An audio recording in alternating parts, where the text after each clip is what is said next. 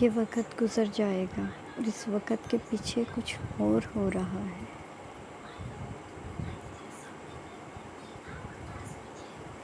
اللہ تعالیٰ چاہتا ہے کہ عورت پریشان نہ ہو، عورت اداس نہ ہو، عورت کو کوئی تکلیف نہ ہو۔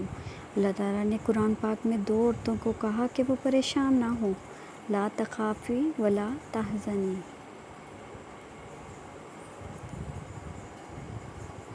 اللہ نے ان کی پریشانی کو کنسیڈر کیا ہے اور انہیں حوصلہ دیا ہے، انہیں پریشان ہی نہیں ہوتے رہنے دیا کہ وہ بلا وجہ پریشان ہو رہی ہیں تو ہوتی رہیں۔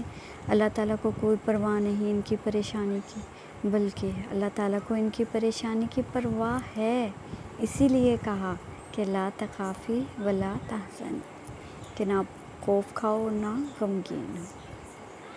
حضرت موسیٰ علیہ السلام کی والدہ پریشان ہے کہ بیٹے کا کیا بنے گا، تو اللہ تعالیٰ نے انہیں پریشان ہی نہیں رہنے دیا کہ چلو ایمان آزمایا جائے گا، بلکہ انہیں بتا کر حوصلہ دیا کہ ہم اسے واپس لوٹا دیں گے، اور نہ صرف واپس لوٹائیں گے بلکہ پیغمبر بھی بنا دیں گے۔ عورت کی پریشانی کی پرواہ کی ہے اللہ نے۔ پھر جب حضرت عیسیٰ علیہ السلام کی والدہ پریشان ہے اور سوچتی ہیں کہ کیا بنے گا، مر ہی جاتی تو اچھا تھا، تو اللہ نے انہیں پریشان نہیں چھوڑا کہ چلو آزمائش ہو جائے گی کہ کتنا صبر اور یقین ہے، بلکہ فرمایا پریشان نہ ہو، کھاؤ پیو اور آنکھیں ٹھنڈی کرو، بلکہ لوگوں کا سامنا کرنے کا طریقہ بھی سمجھا دیا کہ کوئی نظر آئے تو کہو میں روزے سے ہوں اور کسی سے بات نہیں کروں گی۔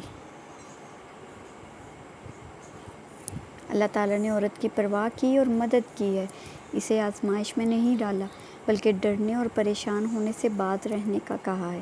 اس کا سادہ سا مطلب ہے کہ انسان بڑی سطحی سی نظر دیتا ہے اور اللہ تعالیٰ کو آگے کا علم بھی ہے، اسے پتہ ہے آگے کیا ہونے والا ہے، اسے پتہ ہے یہ وقتی پریشانی ہے اور اسے ڈرنے کی ضرورت نہیں۔ اگر آگے تباہی بربادی ہوتی تو وہ کبھی نہ کہتا لا تخافی ولا تحزنی۔ دوسرے لفظوں میں صبر کرنے اور اللہ پر بھروسہ کرنے کی نصیحت کی۔ اس کا سادہ سا مطلب یہ ہے کہ یہ وقت گزر جائے گا اور اس وقت کے پیچھے کچھ اور ہو رہا ہے جو بہتر ہے، جو ظاہر ہوگا تو سب ٹھیک ہو جائے گا۔ اور اس کا سادہ سا مطلب یہ ہے کہ پریشانی سے چیزیں مزید خراب ہو سکتی ہیں، پریشانی اور تکلیفیں محض اوپر سے ہوتی ہیں، پس پردہ سب ٹھیک ہوتا ہے۔ پس پردہ سب کچھ ٹھیک ہونے کا مطلب ہے کہ اللہ تعالیٰ آپ کو تکلیفوں میں اکیلا نہیں چھوڑے گا، اور جہاں ضرورت ہوگی آپ کی مدد ضرور فرمائے گا۔